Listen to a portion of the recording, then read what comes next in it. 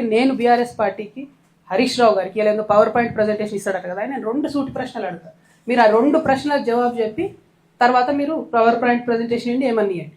ఒకటి స్పష్టంగా అడుగుతా ఉన్నా నేను, కృష్ణా వాటర్ రివర్ మేనేజ్మెంట్ బోర్డులో తెలంగాణ తరఫున 2016లో హరీష్ రావు గారు ఇరిగేషన్ మంత్రిగా ఉన్నప్పుడు మన పంపకాలలో, కృష్ణా నది పంపకాలలో 3% శాతాన్ని తగ్గిస్తూ ఒప్పుకుంటూ ఆయన సంతకాలు పెట్టి, మామూలుగా ఆంధ్ర తెలంగాణ విడిపోయినప్పుడు ఏమైందంటే మనకు తెలంగాణకు 37%, ఆంధ్రాకు 63% కృష్ణా వాటర్ పంపకాలు జరగాలని ఒప్పందం అయింది.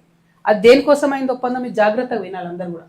అప్పటికే కట్టి ఉన్న ప్రాజెక్టుల మీద, ఆల్రెడీ యూటిలైజ్ అవుతున్నటువంటి వాటర్ మీద యాజ్ ఈజ్ వేర్ ఈజ్ అనే కండిషన్ మీద 37% తెలంగాణకు, 63% ఆంధ్రాకు నీటి పంపకాలు జరగాలని ఒప్పందం అయింది. తర్వాత హరీష్ రావు గారే ఇరిగేషన్ మంత్రి, మరి ఆయన అప్పుడు కాళేశ్వరరావు అని పిలిపించుకున్నాడు. ఆయనకు నీళ్ళ గురించి నాకే మొత్తం తెలుసు అని చెప్తాడు కాబట్టి దాన్ని ఏం చేసిండు హరీష్ రావు గారు 2016లో 3% కృష్ణానదిలో నీళ్లు తగ్గిస్తూ 34% తెలంగాణకు, 66% ఆంధ్రాకు అని చెప్పి ఒప్పందం మీద సంతకం పెట్టి, అది కరెక్టా కాదా హరీష్ రావు గారు? మీరు జవాబు చెప్పాలి. నా విఘ్నతకే వదిలేస్తున్నావు అంటే మాత్రం తెలంగాణ ప్రజలు కూడా వారి విఘ్నతను ప్రదర్శిస్తారు. అట్లా కాదు, ఇది కరెక్టా కాదా, ఇది ప్రజెంటేషన్లో మీరు ఆన్సర్ చెప్పి ప్రజెంటేషన్ ఇచ్చుకోండి. రెండవది, అసలు జూరాల సోర్స్ పాయింట్ తీసి మీరు శ్రీశైలంకి ఎందుకు మార్చారు? మార్చడానికి కలిగినటువంటి సాంకేతిక కారణం ఏంది? ఆనాడు కేసీఆర్ గారు కూడా ప్రజెంటేషన్ ఇచ్చినప్పుడు పాకాల జూరాల ఒక లింక్ పెడతామని ఇంకోటి చాలా చెప్పారు. అవన్నీ జరగలేదు. 100 అనుకుంటాం, 100 కావు. పాలిటిక్స్లో అయినా, ప్రభుత్వంలో అయినా, ఇంట్లో అయినా, అది మాకు కూడా తెలుసు. కానీ అల్టిమేట్గా ఇప్పుడు జరిగింది ఏంది? జూరాల నుండి శ్రీశైలంకి సోర్స్ పాయింట్ మారింది. ఎందుకోసం మారింది?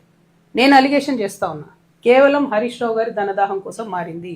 ఎక్కడైతే స్టార్టింగ్లో ఎల్లూరు అనేటటువంటి పంప్ హౌస్ ఉంటుందో ఆ pump house open pump house ఉండే, దాన్ని నేను అండర్ గ్రౌండ్ పంప్ హౌస్ చేయడంతో 1400 కోట్లకు ఎస్టిమేట్ పెరిగింది. దాంతో నష్టం ఏమైంది?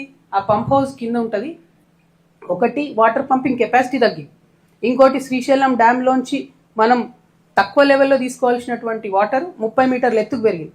అంటే నిండుంటేనే తప్ప తీసుకోవడానికి ఉండదు, కింద లెవెల్లో తీసుకోవడానికి లేదు, అట్లా నష్టం. ఇంకోటి పంపింగ్ కెపాసిటీ నష్టం.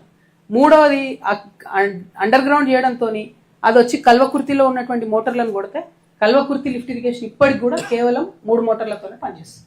మొత్తం 10 ఏళ్లలో, తెలంగాణ వచ్చిన 10 ఏళ్లలో 3 మోటార్లతోనే కల్వకుర్తి పనిచేస్తే ఇరిగేషన్ మంత్రిగా ఆయన 5 ఏళ్ళు ఉంటే రిపేర్ కూడా ఏపీలో ఇప్పటి వరకు.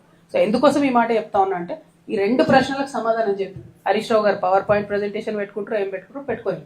కాకపోతే ఇది అసెంబ్లీలో చెప్పే అవకాశాన్ని వదిలిపెట్టి వచ్చి కూర్చొని పార్టీ ఆఫీస్లో చెప్పడం అన్నది మాత్రం కేవలం ప్రజల్ని మభ్యపెట్టడం, ఇది కరెక్ట్ కాదు.